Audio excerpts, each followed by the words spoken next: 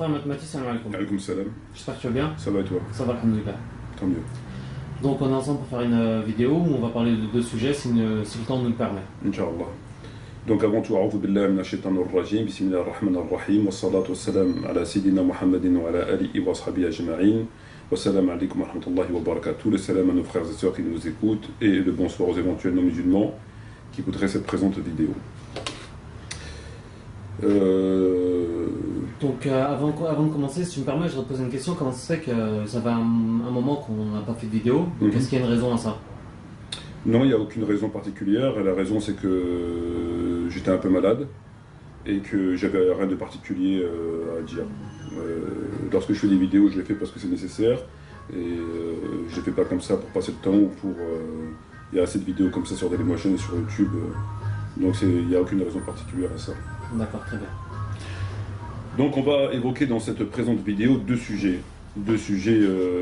qu'on avait déjà évoqués antérieurement. On va évoquer la question d'un Salat al-Tarawih et la question des ablutions. Alors on va commencer par le premier sujet. On va prendre les Tarawih. Alors concernant les Tarawih, si j'ai décidé de faire une nouvelle vidéo, c'est que j'ai deux éléments assez importants à rajouter à la question de Tarawih, qui viennent confirmer ce que nous avons évoqué à plusieurs reprises. Néanmoins, avant d'évoquer le sujet, nous allons faire un bref résumé sur la question des Tarawih. Alors la question des Tarawih a se présenté à une certaine période, à une certaine époque, avant qu'on apporte nous les hadiths et la contradiction, comme dans un premier temps une sunna muwakkada, c'est-à-dire une sunna certifiée, qu'on ne peut pas remettre en question, qu'il est impensable de remettre en question, personne n'a remise en question. Ensuite, on nous avait dit que, concernant la salat tarawih, qu'il y avait un consensus, qu'aucun musulman n'avait remis ni de près ni de loin la question de cette sunna, en question de cette sunna, et que seuls les chiites remettent en question les tarawih. Donc, voilà, et on a pu aussi voir, lorsqu'on étudie la question de Tarawih, que comment ils nous expliquaient cette Tarawih. Alors il nous avait dit dans un premier temps que c'était une sunna, parce que le prophète Mohammed avait prié quelques nuits avec ses compagnons, et qu'ensuite il avait arrêté. Donc le fait qu'il a prié avec ses compagnons, c'est bien une sunna. Et dans un deuxième temps, ils nous ont dit que le prophète Mohammed avait seulement dit, conformément à des hadiths rapportés par Bukhari et par Muslim, j'ai craint que ce soit une obligation pour vous. Et c'est pourquoi qu'il a arrêté. Donc, sur deux points. Donc, premier point, sunna muwakkada, personne n'a remis en question. Deuxième point, consensus, vraiment, aucun musulman n'a ni de près ni de loin remis en question cette sunna. Seuls les chiites, donc les égarés chiites comme ils le disent. Et troisième point, c'est qu'ils reposent leur étude sur deux points. Un, c'était le prophète avait pris quelques jours avec eux, avec les compagnons, et que deux, il n'a pas interdit cette prière, il a simplement dit « j'ai craint que ce soit une obligation pour vous ». Et il avait arrêté, voilà. Donc après eux, ils nous ont fait un ijtihad. Donc ils nous donnent leur ijtihad, ils nous disent que le prophète Mohammed n'a jamais interdit cette prière, il a simplement dit « j'ai craint que ce soit une obligation pour vous ». Etc., etc. Après quoi, ils nous disent que à présent le prophète il est mort, donc elle ne peut plus devenir une obligation légale.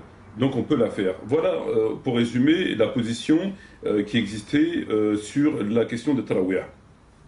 Alors sur ces questions-là, j'avais répondu de façon très claire que premièrement, la question de la sunna muwakkada ne tient pas du tout. Le fait de dire que c'est une sunna certifiée, donc aucun doute, ça ne tient pas du tout à l'étude. Pourquoi ? Tout simplement que les deux éléments fondateurs de cette sunna-là, c'est-à-dire que le prophète avait prié avec eux, qu'il avait simplement dit « j'ai craint que ce soit pour vous une obligation », ne tiennent pas. À l'étude, ça ne tient pas. Pourquoi ? Lorsqu'on étudie le Sahih de Bukhari et celui de Muslim, donc les deux sources les plus sûres pour les musulmans sunnites après le Coran, et qu'on extrait de ces hadiths, il n'y en a pas une dizaine, il y en a 5 ou 6 de mémoire, et des hadiths qui nous évoquent la question de Tarawih, qui parlent spécifiquement de la question de Tarawih. Qu'est-ce qu'on trouve ? On trouve dans un premier temps que le prophète Mohammed n'avait jamais prié avec ses compagnons. Pourquoi ? Nous apprenons à la lecture de ces hadiths que le prophète s'était isolé dans la mosquée et il avait prié seul, dans son coin. Après quoi, un certain nombre de compagnons, 1, 2, 3, 5, etc., sont venus imiter sa prière à son insu. À son insu. Et lorsque le prophète Mohammed s'était rendu compte de cela, il l'a arrêté. Il a arrêté, il est resté assis. Donc il ne se montrait plus. Et ensuite, il est parti voir ses compagnons. Et il leur a dit, j'ai vu ce que vous avez fait. J'ai vu ce que vous avez fait. Ce qui m'a empêché de vous rejoindre, c'est que je crains que ça soit une prière obligatoire pour vous. Donc, et tous les hadiths qui sont rapportés dans le Bukhari et dans le Muslim, à l'unanimité, donc l'intégralité, parce que bon, il est important de parler d'intégralité des hadiths, parce qu'un hadith peut infirmer un autre, il y a des variantes, etc. Donc c'est très important de signaler l'intégralité des hadiths. C'est très très important. L'intégralité des hadiths rapportés par Bukhari et Muslim sur cette question-là, à savoir est-ce qu'il a prié avec eux ou pas, nous apprend de façon tout à fait claire et unanime qu'il n'a pas prié avec eux à travers les propos du prophète lorsqu'il resta assis. Et nous savons, lorsqu'un imam prie avec des gens, il ne les laisse pas, comme on dit dans le langage et le vocabulaire des banlieues, en plan. Il ne va pas s'asseoir et laisser debout en train de prier tout seul. Si on prie toi et moi ou le Maghreb, je ne vais pas diriger la prière et puis d'un seul coup je vais rester assis et te laisser toi debout. Ça n'a pas de sens. Et donc à travers ces récits, et le deuxième point, c'est qu'il allait vers eux. Il alla vers eux. Il leur a dit, j'ai vu ce que vous avez fait. Donc s'il avait prié avec eux, il leur a pas dit, il ne peut pas se permettre de parler comme ça. J'ai vu ce que vous avez fait. Donc à travers ces textes-là qui font l'unanimité, l'intégralité des deux Sahih, on voit bien qu'à la lecture en tout cas de ces textes-là, il n'a pas prié avec eux. Premier point. Donc c'est pas une sunna, puisqu'il n'a pas prié avec eux. Deuxième des points, ils nous disent, au deuxième hadith, que le prophète a dit, j'ai craint que ce soit pour vous une obligation. Donc il leur donne la raison. Là on passe sur le deuxième hadith, d'accord? Pour savoir si on peut la faire ou pas la faire. Donc il leur dit, j'ai vu ce que vous avez fait, ce qui m'empêchait de vous rejoindre. Effectivement, ce hadith est bien dans le Bukhari et Muslim. Cependant, ils ont fait vraisemblablement abstraction d'un deuxième hadith qui lui-même aussi figure dans le Bukhari et dans le Muslim, qui nous dit quoi? Qui nous dit, j'ai vu ce que vous avez fait, et qui nous dit, j'ai vu ce que vous avez fait, priez dorénavant chez vous. Fasalou ayyunas fi buyutikum. Car la meilleure des prières pour un homme est celle qui est faite chez lui. Donc dans Bukhari et Muslim, il est dit que les compagnons sont partis chercher le prophète pour qu'il prie, parce qu'il n'est plus sorti de chez lui. Il est sorti énervé de son domicile, et il leur a dit, dorénavant, priez chez vous. Car la meilleure prière pour un homme est celle qui est faite chez lui, mais à part la prière maktuba, c'est-à-dire obligatoire. Et ce hadith-là, il est dans le Bukhari et Muslim, mais eux, ils n'ont pas tenu compte de ce hadith dans leur ijtihad, ils ont fait abstraction. Or, la question qui se pose à l'heure d'aujourd'hui, c'est de savoir est-ce qu'on tient pour autorité le hadith qui dit simplement ce qui m'a empêché de vous rejoindre, c'est que c'est une obligation, ou l'autre qui dit dorénavant priez chez vous, car ma mère. Donc, à travers une recherche, on se rend compte que le hadith qu'il faut tenir compte, c'est celui qui dit Fasalwa Younas fi buyutikum. Pour la simple bonne raison que les éléments historiques qui nous sont parvenus après ce fait-là, nous apprennent que les compagnons avaient arrêté cette prière. Donc, s'ils ont arrêté cette prière, c'est que quelqu'un leur a demandé d'arrêter.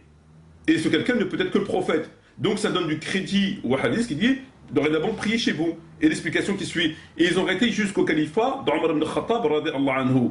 Donc Abu Bakr radiyallahu anhu n'avait pas fait cette prière-là. Donc un certain nombre d'éléments nous démontrent tout à fait clairement que le prophète a ordonné d'arrêter de faire cette prière-là, et que les compagnons avaient arrêté, et que cette prière n'est revenue qu'à l'époque d'Omar ibn Khattab radiyallahu anhu.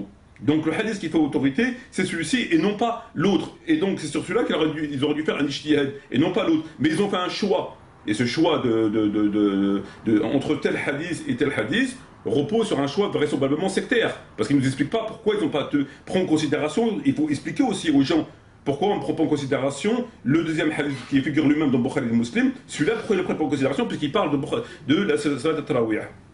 Voilà pour la première explication. Ensuite, ils nous ont dit qu'il y avait un consensus, que tout le monde faisait Tarawih, sauf les chiites. Alors nous avons fait un certain nombre de recherches, et nous avons trouvé dans des livres sunnites de la première heure, et notamment le livre de l'imam Tahawi, qu'un certain nombre de compagnons et de fils de compagnons ne faisaient pas Tarawih. Donc, pour citer Abu Hawana, Ibrahim, Hurwa, Joubir, Qasim, Salman, Wafi et Ibn Omar, radiallahu anhum. Tout cela ne faisait pas Tarawih, pour ne citer que eux. Donc on se rend compte que ce qu'ils nous avaient dit est inexact. Que lorsqu'ils nous disent que le seul chiite ne faisait pas Tarawih, ces gens n'étaient pas des chiites. Et ils ne faisaient pas Tarawih. D'accord? Et ça figure dans les livres de sources reconnues. Personne ne les a remis en question.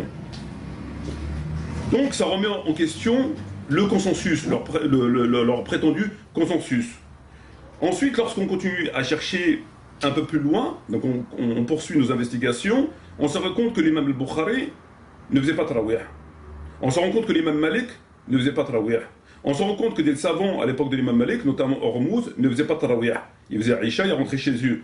On se rend compte que l'imam Tahawi ne faisait pas tarawih. Et qu'il a dit, l'imam Tahawi a dit, la vraie position, la position la plus juste étant qu'il faut prier chez soi.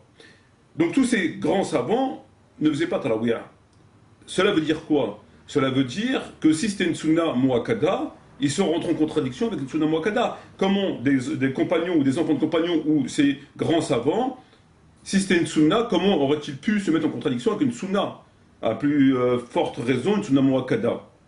Donc, la question du consensus que nous avaient parlé ces gens-là semble prendre quelque peu l'eau.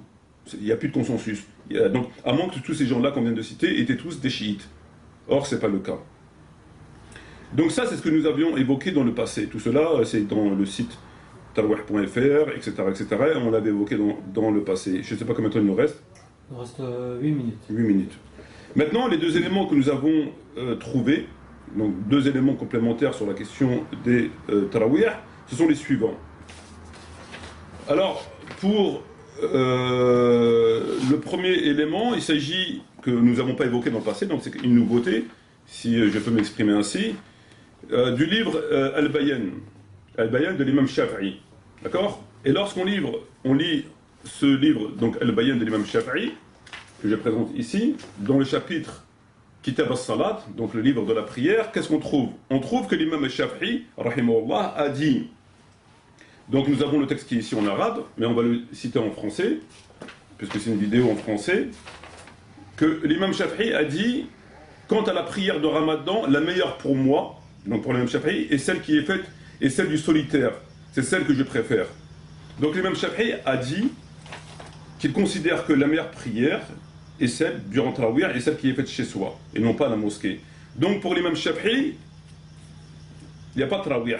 La meilleure prière, c'est celle qui est faite chez soi. Donc il rejoint en fait, l'imam Shafi'i rejoint en fait tous les gens que nous avons évoqués et qui ont contesté cette prière par le fait qu'ils ne la faisaient pas à la mosquée.